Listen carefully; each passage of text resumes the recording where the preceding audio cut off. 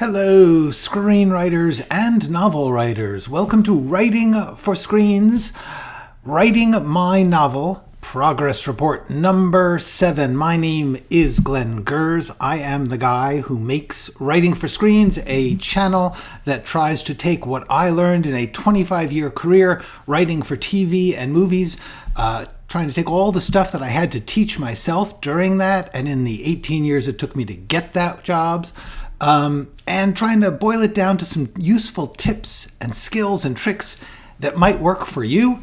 You have to figure out what is right for you because every writer has their own path, has their own goals. No one can tell you this is the way to write, this is the right thing to write. Anyone who says that is, they might be giving you helpful stuff, but the real thing you have to learn is how to choose for yourself among the many, many possibilities. So that's what I try and tell you. What I've done is taken certain topics, certain ideas, and I've put them on this page. This is a little screenshot of the main page of my channel, and you can see that there's playlists listed from the top.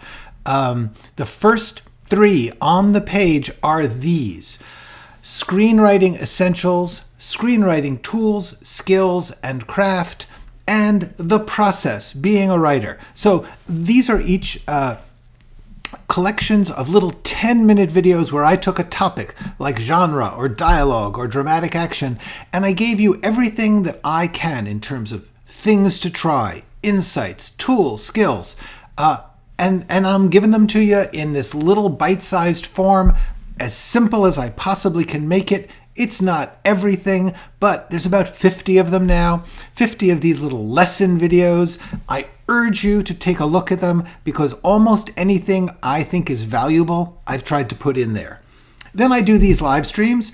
I'm doing these live streams every Wednesday at 1 p.m. Pacific Standard Time Zone. In which I take on a different topic. Sometimes I'm doing Ask Me Anything. Sometimes I'm talking about a particular topic in the writing or art biz, or really the art of being an artist. And that's what we do here. So today we're doing the novel thing. What I'm doing is this year I am writing a novel. And so therefore, every month or so, I look at what I've been doing for that past month. And while I'm working, I usually get these moments like, oh, that's a cool thing that aspiring writers probably would like to know I go through, or this is how I handle it. So I try and make notes on those. And every once in a while I come in, show you what I'm up to. Let me do some quick hellos. Hi, Michael. Hi, Donna. Hi, Doug. Hi, Next. Hi, Sonia. And hello, Tiago. Very, very glad to see you guys here. So usually I do screenwriting. Today I'm doing novel writing. Novel writing is far more complex. There's more possibilities than your standard screenwriting formula. So I am not covering everything. I am no expert in this. I am sharing what I'm doing because I think it might be useful. A lot of people have told me that they try to learn about novel writing from my screenwriting stuff, which a lot of it is useful, but this is more specific to that. Okay, let's get to this. Here's the deal. This is what I have been doing the past month. Let me open this up. Okay, so this is the document I work in. Actually, there's a couple of documents I work in. Here we go. This one, what I've done is I've divided my work into a document which is all the notes. I work in a writing program called Scrivener. It's kind of complicated, but I found that after working in it for a while, it was worth it because it's very, very flexible. You can do all sorts of things with it.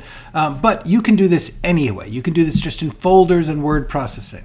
So I've got one document called Notes, one that's my research because this is a historical novel, so I got a lot of research, and then an whole other one for the text. So right now I'm showing you what's happening in my notes. These are the notes over on the left-hand side. There's sort of like a binder where all the different documents are listed. So what I did is I made a folder for live stream notes, LS notes. And so as I was working the past month, if I thought of something, I would say, oh, that would be good for the live stream. I wrote it here. So now I'm just going to run through them. I have not prepared this. This is not a careful lecture. This is just sharing. So one of the things I thought of is like, when you're working on research, because for a while I've been just doing that, just like reading book after book on the topic. Hang on, next I'll get to that. If you think about it like a house, you can't figure out what furniture or how you can decorate it, how you can write the text until you know the basic structure of the rooms. Like if there's 2 bedrooms or 4 bedrooms, that's going to change what you do in terms of your furniture or your decoration or whatever else. Once you know where the living room is and which is the bedroom, which is the living room, you can say, that's where the sofa goes. So when you're doing research and you're just piling up this material, you're not really sure what to do with it. And so I believe it's kind of important. For me, I can't really use the research until I have the outline. Let me just quickly answer a couple of things. Hi, Marty Mac. Next Institute. Okay. What's the novel about? Very briefly. Okay, let me just give a quick summary of this novel. It is about a small-time young thief, guy about 20, in 1936 in New York City. He has traveled America. He's been a drifter for all of his life. He's an orphan. He's a criminal, sort of a con man and low life, but sweet guy, actually. He's the narrator. And he gets to New York, and for various reasons, he discovers that in 1935, the federal government set up a thing called the Works Project Administration, the WPA, and Works Progress. Anyway, one of the things it did was they had a department in which hired artists to do art for federal buildings, but also just to support arts in America.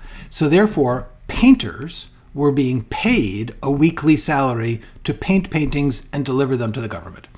And the artist knew that, the famous idea that abstract painters, anyone can do that. So it's like, wow, I could get on this program if I just do some stupid abstract paintings.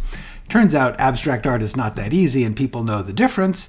But he meets another artist who, for personal reasons, can't go on the program. And they team up to, the artist is going to do the paintings. The young drifter is going to represent them as his own at the government, and they're going to split the money. The reason that the reason that the drifter does this, aside from, hey, what the heck, free money, is the painter has a very beautiful, rich, fabulous girlfriend who the drifter is in love with. And he sees that the couple is having trouble, and he wants to steal the girlfriend. He's literally a thief in every way. So it's a love triangle about this thief, this painter, and this rich woman who is in love with the painter. That's the basic story. Okay, let me do some other quick things. I've made so much progress in my novel because of your video. So, yay! Okay, good. Thank you, Marty. That's great. Donna is currently finishing my children's mystery novel. Cool. Can I ask how you remember all the info for your book and how you stay energized? Yes, let's talk about that. Absolutely. Oh, hello, Jimmy. Thank you. That's very kind of you. Thanks, Mark. Yeah, I'm doing okay. I'm all right. Hi, do you happen to tutor those who want to learn to get better? Briefly, ABL, I am no longer, because I am writing this novel in all my free time, I don't have time to do private tutoring or coaching. So what I have done is I've tried to put everything I can in these videos. Obviously, one-on-one work is lovely, and if I could afford the time, I would. Hopefully, when the novel is done, I will go back to it. At the moment, I am not doing tutoring, but this channel really is everything I know. If you take a look at these videos in the first 3 playlists, I think you'll get an awful lot of good stuff. I have not been watching noir films. I have been reading about abstract expressionist painters and the history of modern art. Hi, Trent. I've been reading biographies of painters and history about New York in the 1930s. Okay, let's get back to Donna's question.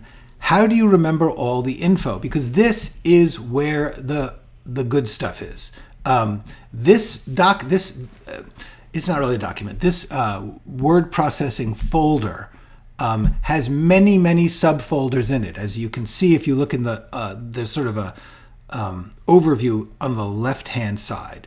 So aside from my notes there, I have my work notes, and then I have just general notes to myself about things I need to do, and an overview of the story. These are like the how-to, like, hey, Glenn, remember this. Like, remember to tell the love story.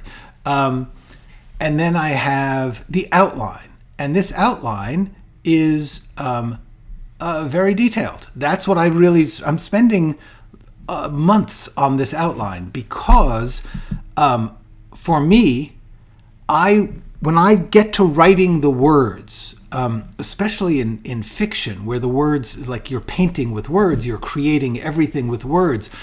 In a screenplay, you can count on the actors to carry some of it. When you're writing a novel, the words have to do all of it. So I really want to know exactly what's happening in every single scene. So what I've done is I've made a folder for each section of the book, and in each section I've made a document for each little section. Sometimes it's very short because I know what's going to happen. Sometimes it's in detail. Sometimes there's a lot of it here. Like this description of this scene is very detailed and still not done. So each section of the book is here. I've got 4 main sections, like subsections within the book. And so that's how I organize what's going to be in the book. As I've said with a screenplay, if I haven't got it in the outline, it's not in the book. So what I am now doing, what I wanted to talk about today, is what it's like to figure out the rough story, to say, in the third section, the girlfriend and the criminal, the thief, are going to work together to sort of trick the painter who's got very, very high ideals and won't accept any money from his girlfriend she's rich. She could give him money, but he won't take it. So they figure out a plan to basically pretend to sell paintings. It's this whole scam. I knew roughly what that was going to happen, but then I had to actually break it down into every single scene. And how do they propose the scam? Why? What triggers it? Step by step, I'm making a scene for every single one of those. And that's what the outline is. When I have got an outline where I can read every one, and I don't have, as I do now, sections where I'll be like, here, let me show you. They're going to go to the painter and the thief are going to go to the Metropolitan Museum together because the painter is trying to break through to a new type of art, abstract expressionist painting. So how do they get to the museum? I know that I want them to spend time at the museum with the artist talking.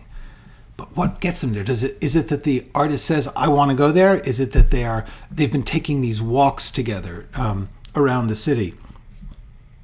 Or is it that the artist is spending all his time at the museum studying art and the painter goes and finds him there? So I've written those questions here, and I've written them in pink. So it's like, these are 3 possible ways I can solve this. I haven't decided which one works. When I decide, I will write it in black. So I'm going to go through this outline, and until I know every single thing I need to know, it's not ready to write. And when I get to when I know all the steps of the scenes, when I know dramatically what the character is thinking and that those steps make sense to me, then I'll feel okay to write it. That's just my way of doing it. Other people write different ways. I am not saying it's the only way. Okay. Yes, yeah, that's exactly what I've been discovering. The worst part of writing for me is trying to sort it all. There's so much material. I'm separating that material into two things. One is the material, the information, the stuff about history and art and all that stuff, and the material of the story. The material of the story is your outline. And for me, you can break that down and say, okay, it's 4 sections. Each of those sections, I know roughly what happens. Oh, these two break up here. Oh, she goes away for a while and the 2 men end up becoming friends. So then I have to think, well, how do they become friends? Why? What difficulties does that raise? Et cetera, et cetera. So that's how I'm doing it, is break it down into small steps. That's what this is. This whole outline that I've got here that I'm showing you, each one of these steps is a scene. Like at a certain point, the painter is going to recognize one of the things that the abstract expressionist painters that he's going to be a part of recognizes the importance of scale, of large paintings. Abstract expressionists did huge, like 7-8 foot painting. So I need to figure out how. I know that he makes that mental discovery. He says, "Oh, this work will be great," and so if he is that going to be a scene where Charlie tells Tom the thief about it, the artist tells or are we going to have a moment where we narrate him doing that? I think actually I've decided that it's going to be that he tells it. In other words, right here, like I said, overjoyed, he tells Tom about it. So that's the scene. That's how I am doing it, is to say, okay, how do I get this idea of this breakthrough through?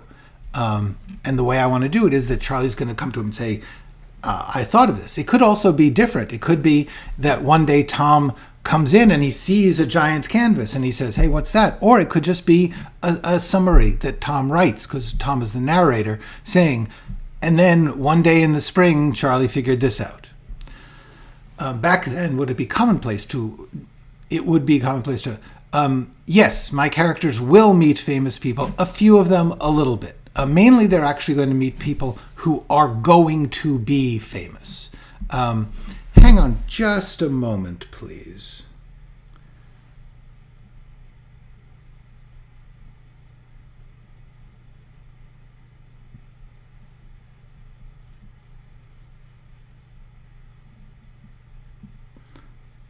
Sorry about that.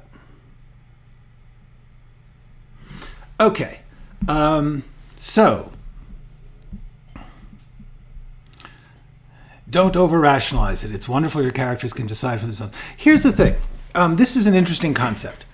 Yes, I don't believe that... I do believe that you discover things. You take leaps with the characters. I don't believe you have to do that while you're writing the scene. You can write that, do that during the outline. That's what I have been doing.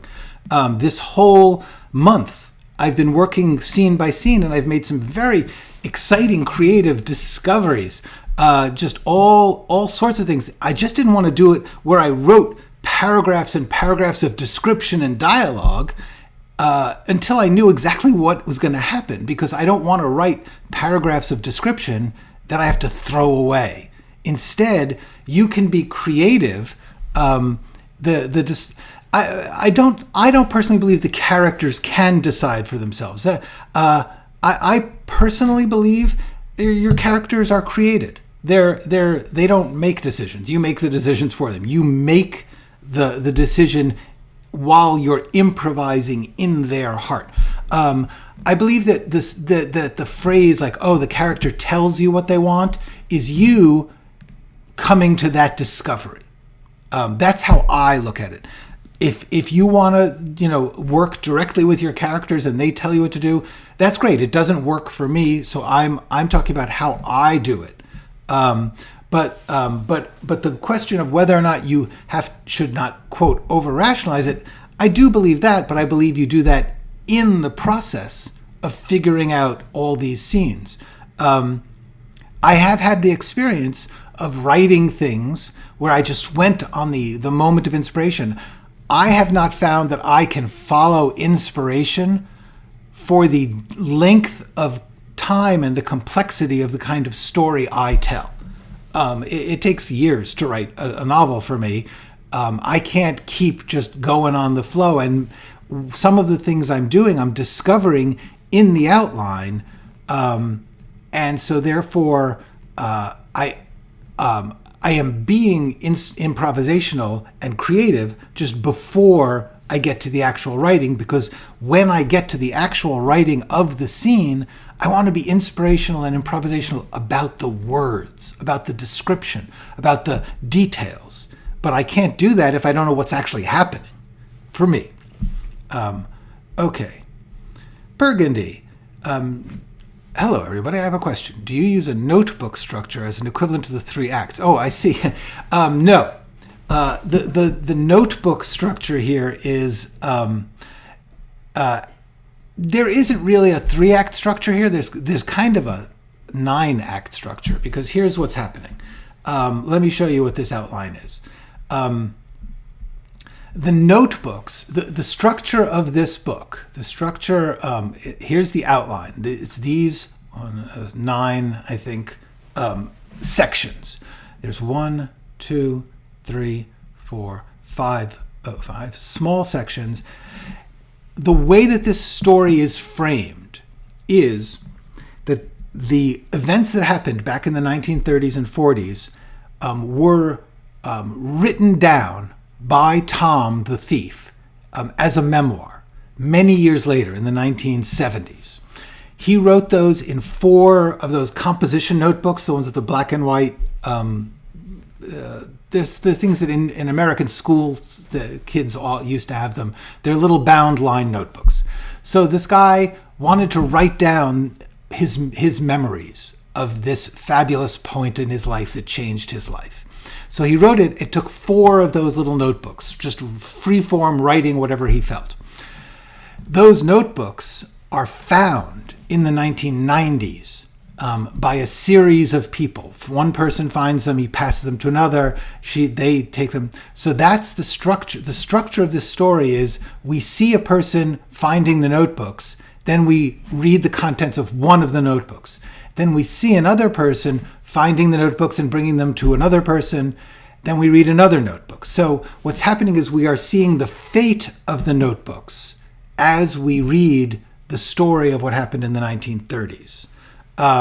So that's the structure and the reason that I said, like, I couldn't possibly just improvise this story as I went along, that's a very complicated structure. The trick of this structure is that the notebooks are found in a shack in New Mexico, off in the woods, and somebody has been painting there. Beautiful abstract paintings which relate to the themes of the story. And the question is, who painted them? Was it Charlie, the abstract painter in the story? It later turns out, no, it was Tom. The thief, by the end of the story, has become a painter. And no one ever knows a lot of the details in this story, because at the end of the series of small chapters, the notebooks get thrown away. People don't recognize their value. But the art remains powerful. So that's what's going on in the story. That's the structure. So when I wrote Notebook 1, Notebook 2, these are literally Tom's 4 notebooks in which he wrote his memoirs.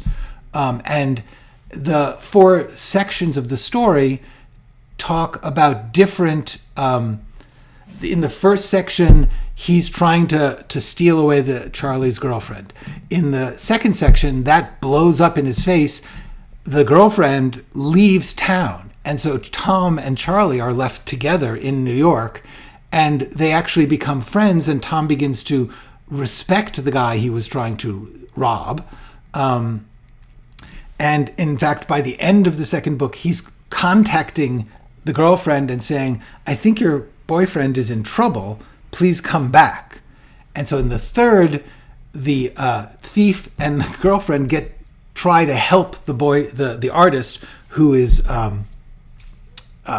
in emotional trouble. In the fourth, some other things play out. Anyway, the point is, it's a very, very complex structure to tell this story. And so the answer is no. There is not a 3-act structure for me. For me, there's a 9-act. There's 4 notebooks and 5 steps of the story of what happens to the notebooks. And like I said, that's the thing about novels. There's absolutely no rule that says you need a 3-act structure. Whatever storytelling structure you can work out, if it can guide the reader to make discoveries along the way and follow the story, that's a good structure. Okay, figuring it out can take ages. Me too. Yes. What I've discovered is if I write it before I have figured it out, I will hit the worst writer's block, despair, destruction I have ever known. It's happened to me repeatedly in the past. That's why I've learned this method. It's taking me a long time to get this. There's a lot of scenes. And frankly, I don't work on it enough. I wish I did. I have to push myself to work harder. But I want, when I sit down to write the words, I want to be able to just relax into the creativity of describing and dramatizing the exact moment of each character. Okay. The first 75, yes, during National Novel Writing Month, I have heard. Dead grandpa I brought back to life halfway through. Yes, yeah, that can happen. That's okay. Hey, Word Charm, hi. Okay.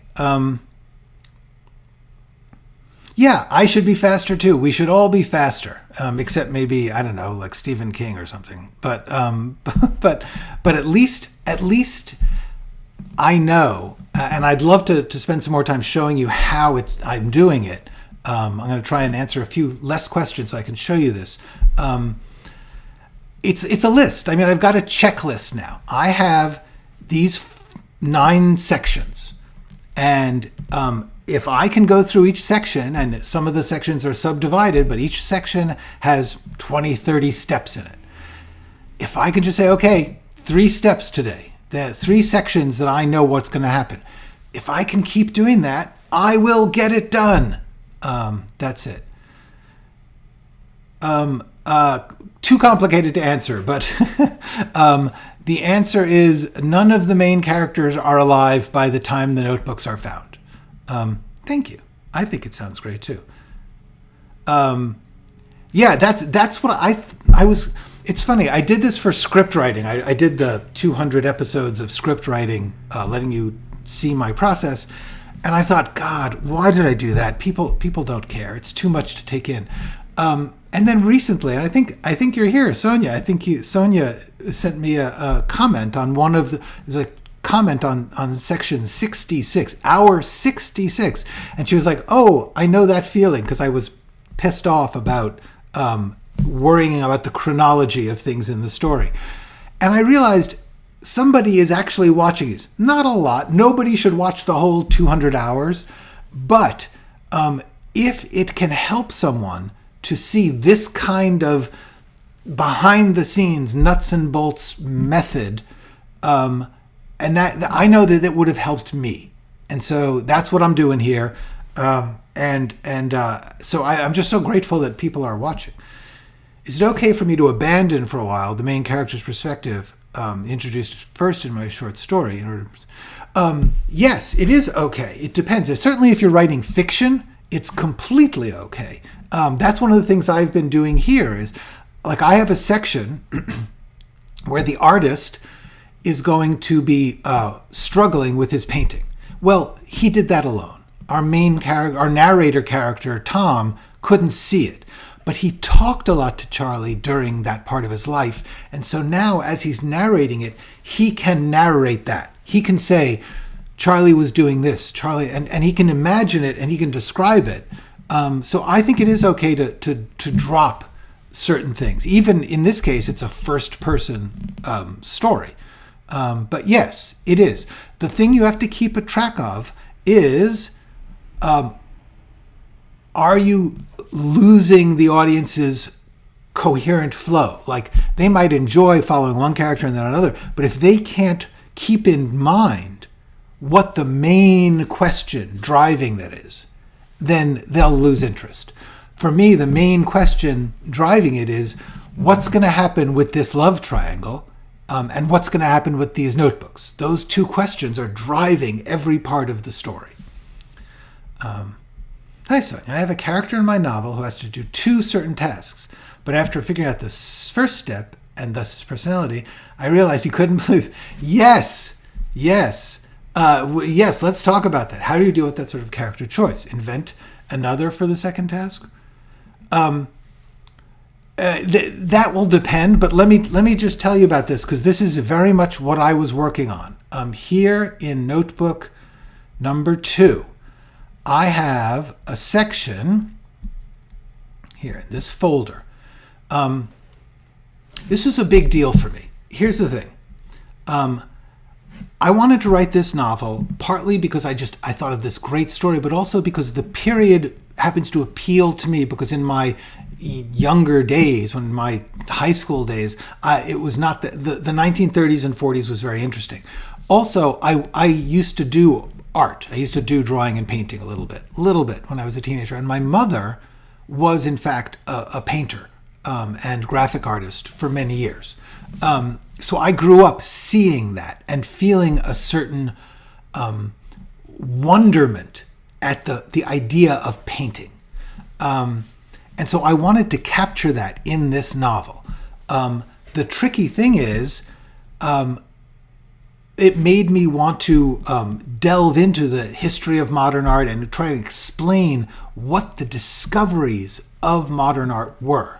And so I came into this with this idea that at a certain point I was going to sort of tell that stuff in the story. One of the reasons I have never written this, because I've been working on this for 30 years, is I couldn't figure out how to make that work. And I didn't want to let go of that idea. And just this past few weeks, I got into, let me see if I can find this. Let me see if I can find this note. These are notes I made to myself. Okay. Actually, it's in my work notes. It's in my recent work notes. I got here. Let's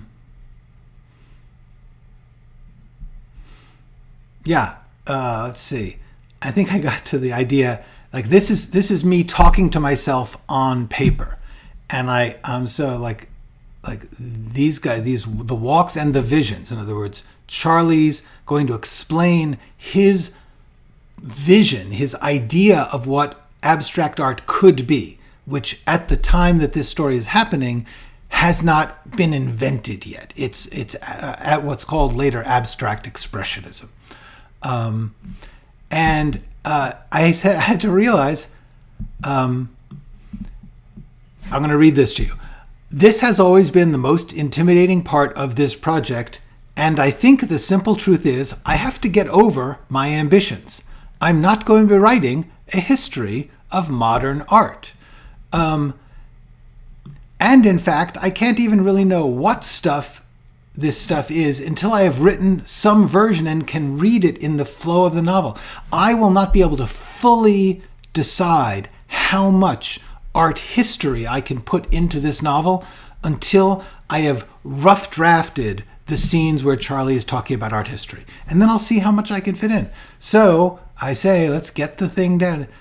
And the answer is, what is the point in the story where Charlie talks about modern art? And the answer is, Charlie is sharing with Tom. He's taking this private struggle and he's telling somebody about it. And the question becomes, why? And I said, it's not that he's trying to tell anyone or something. I realized he's trying to figure something out. And to do that, he is talking through it with someone who doesn't know or care anything about it. Okay, Tom is a thief. Charlie knows he's a thief. He knows he's not a painter.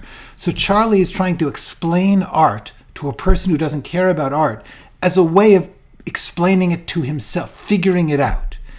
Okay, that action I can do. That's an action I can say, okay, when Charlie lays out his problems, he's trying to explain it. I can get myself into Charlie's head and write that scene, because that's a scene of Charlie talking this out as a way of working it out, and choosing someone who is not an artist. Charlie has lots of artist friends, and they get into debates about art. But that's not the same thing as figuring out this new discovery. Now I know what that scene is. I have to figure out how to break that into a series of scenes where he takes on different parts of his problem. Now I know what the scenes are about. Okay, so the answer is, how do you deal with that choice of like that person not getting to do that second thing? You need to go through it and think, what's happening there? What is this thing you want to get into the story? If the character doesn't want to get into the story, who does? Why is it important to get it into the story? Why is it important for it to happen? Then figure out who can do it. Does that make sense? The characters basically are part of us in some way. But how do you write those uncomfortable characters that we wouldn't know? For me, that's it's kind of imagining what it's like to say, ooh, what would it be like to be a terrible person? Really try and imagine it. Really try and think, what does it feel like? What are they feeling? What are they thinking? What do they want? And try and speak in their words. That's how I do it. You could also analyze it and break it down. But for me, what I say is, for instance, there's a character in this story who's extremely homophobic. He's a terrible person. He's a jealous, superficial, awful painter. And so I have to think about the reason that he is homophobic in this story is because he is, in fact, conflicted about his own gay feelings. So I have to think about what it feels like to feel such shame that you would attack others.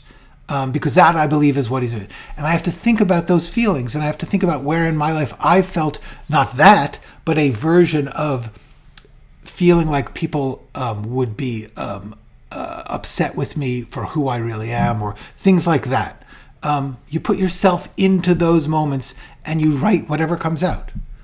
What defines a short story versus a novel? The answer, that's a huge question, but the main answer, I believe, is the same as a short film to a long film. Not just the number of scenes, the number of developments of the story. That's what, for me, is the difference. Let's just answer this one. A short story tends to base itself around a single event. There may be several steps along the way, but a short story usually is built around very few major revelations or events. A novel is unlimited. It's a question of how many developments and changes are going to happen on the way to the end. A big book will have many. How many is entirely dependent. You can have, The Great Gatsby is a short, big novel. War and Peace is a long one. You could make a chart of how many scenes are in each book, but there's no real right or wrong answer. The answer is how many scenes, how many steps of the story, how many developments and changes fit your feeling of the story. That's the only way I think you can really define that. I usually set a 10-minute timer to write. That's great. Cool. If that works for you, that's perfect. I'm working my way through. Yes, exactly. Oh, good. Okay. Yes, I would like to. Hold on. I will give you, the question is, can I give an example of a major breakthrough? One major breakthrough I had is just this idea. The section that I was worried about where Charlie is going to describe what abstract expressionist art is in his own words, which I have to make up and make my words instead of using the art historian's words. That section I couldn't get my head around it. I knew it had to happen for me to feel satisfied with the book. But what I realized is I need to make that a scene between Charlie and Tom. And the whole point is that, as I just said, Charlie can only talk to Tom about it because Tom doesn't care about art. Tom doesn't know or care about art at all.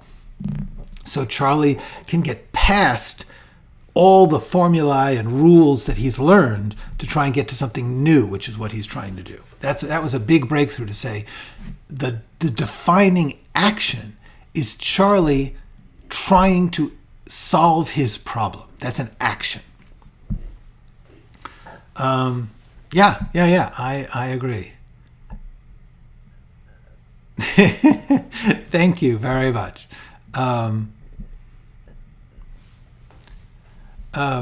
Yeah. And everyone has also, a lot of this is just semantics. Like somebody will say, oh, the character spoke to me, or I had an insight, like we're both saying the same thing, which is literally all the time when you're writing, you will think of something out of nowhere. And I believe that you can call that the character speaking to you. You can call it the gods, the muses speaking to you. You can call it your unconscious solving a problem, whatever you want.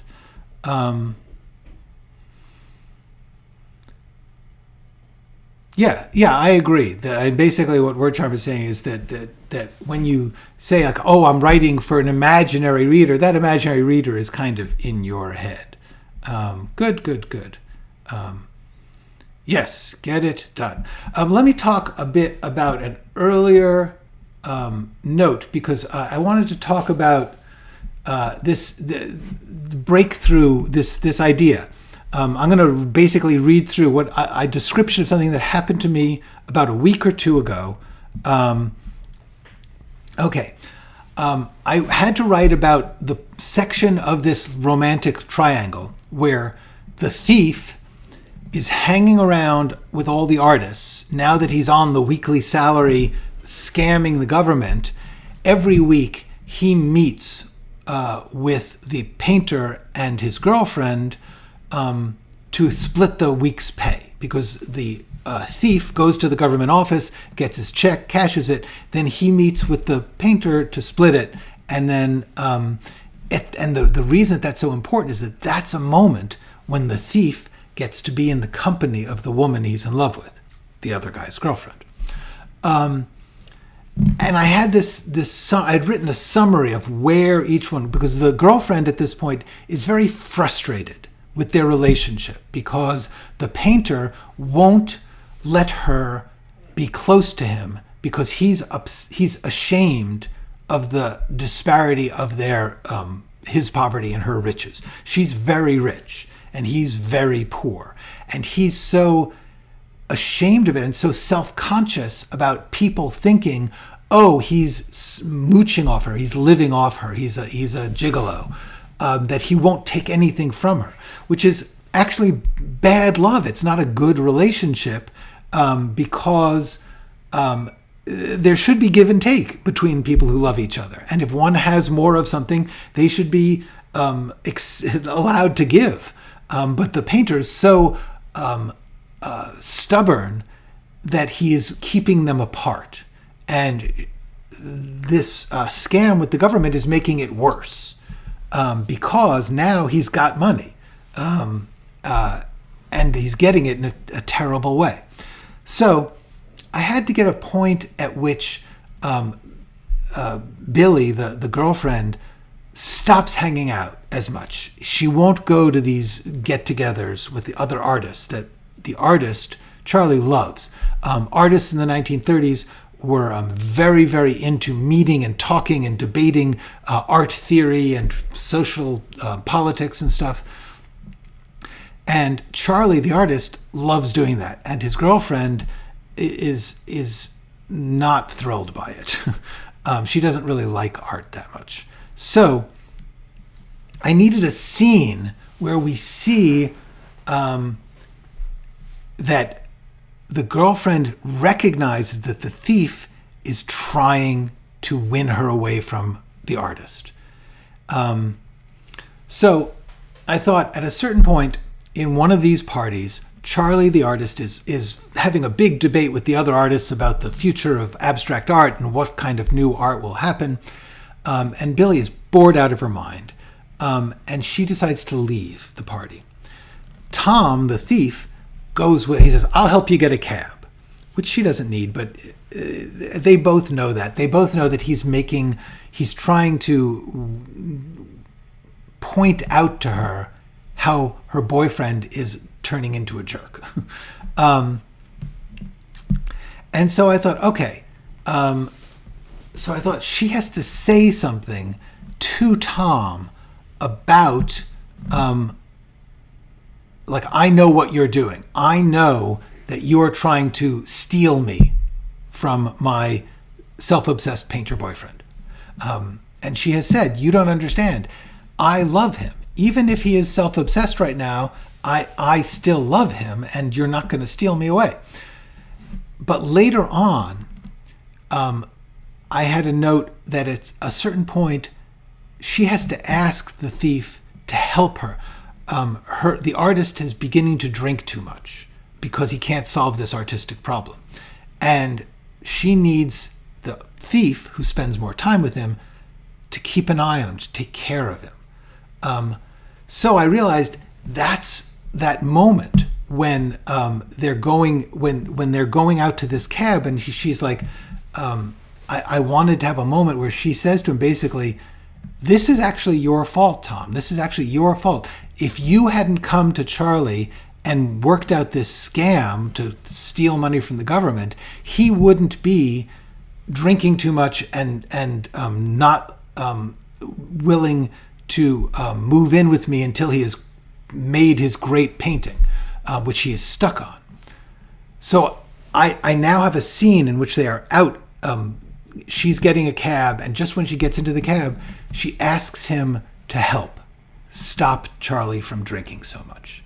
And that scene became very clear to me because I could understand a moment when she's pissed at him, but she recognizes he's the only one close enough to do this. So it's a turn for her. She has to ask him for something, even though she knows what he's trying to do to break them up. And I know how to write that scene now. I just had the idea that she had to ask him for help. But when I started to think about her leaving the party and Tom coming after her, that moment came together. That's the sort of thing that moment by moment, I'm like, I need a point at which they start to get closer, because by the end of this section of the story, they're going to make love. It's going to be a terrible mistake for both of them, but it is going to happen on New Year's Eve. I know that's where we're headed. So I need to show the steps by which a woman recognizes that a guy is trying to break her and her boyfriend up, but also recognizes that there's something lovable about his devotion to her. And that complexity is what the entire story of the first quarter of the story is about. Okay. How does novel writing process different from what you learned as a screenwriter? Not that much. That's what's interesting. What I've realized is that the only real difference is structurally you have much more freedom. I can write 9 acts. I can write, 300-400 pages if I want. I can break it down into many, many scenes. I can write things that are just summaries of a section of time or analysis of, like, I can have my character I can just talk about their life. I could just spend a couple pages saying, this is who they are. That's all accessible. It's all workable in a novel and not in a screenplay. So there's some mechanical things that are available, but otherwise, this process is exactly the same process that I do for a script. It's just bigger. In other words, instead of 120 pages and 50, 60 scenes, I've got probably 200 or 300 pages, and it's looking like, I don't know, 4 times, probably, 150, close to 200 scenes maybe. It's just a lot of scenes, but the scenes are essentially the same in my mind. as a screenplay scene. I'm just not going to have an actor do it. I'm going to describe it and write it fully myself. But it's still that same process of inventing the moment, figuring out what the character is trying to, do at that moment.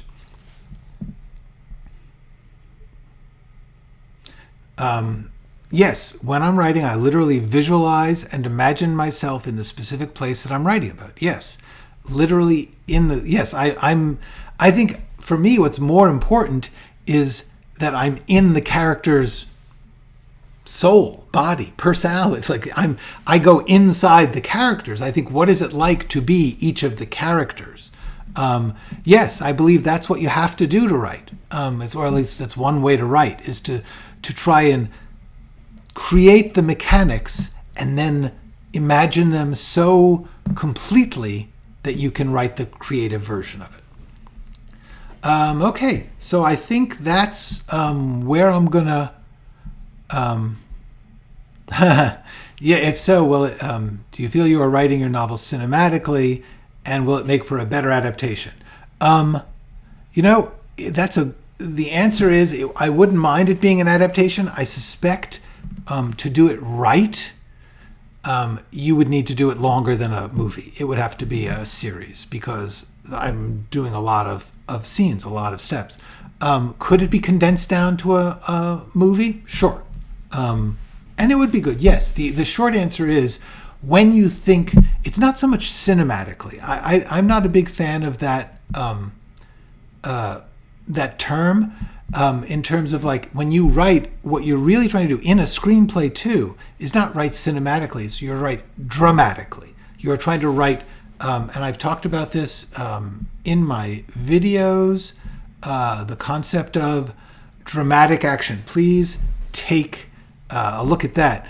But the answer is, when you're thinking in terms of the individual characters living their life and trying to get something and taking actions, yes, that always adapts better. To me, that's what makes any story a good read, a good story. And then it will be also a good thing to dramatize. Okay, so writers think words. Yes, I hope so. You're supposed to. You're supposed to, a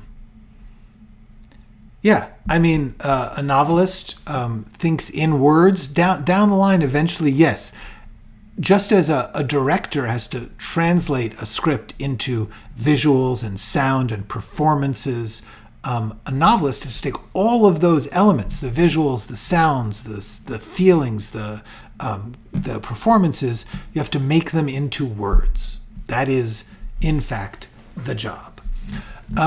So on that note, I believe I'm going to take a stop here and say thank you so much for watching. I will see you next week. We'll get back to the screenwriting biz.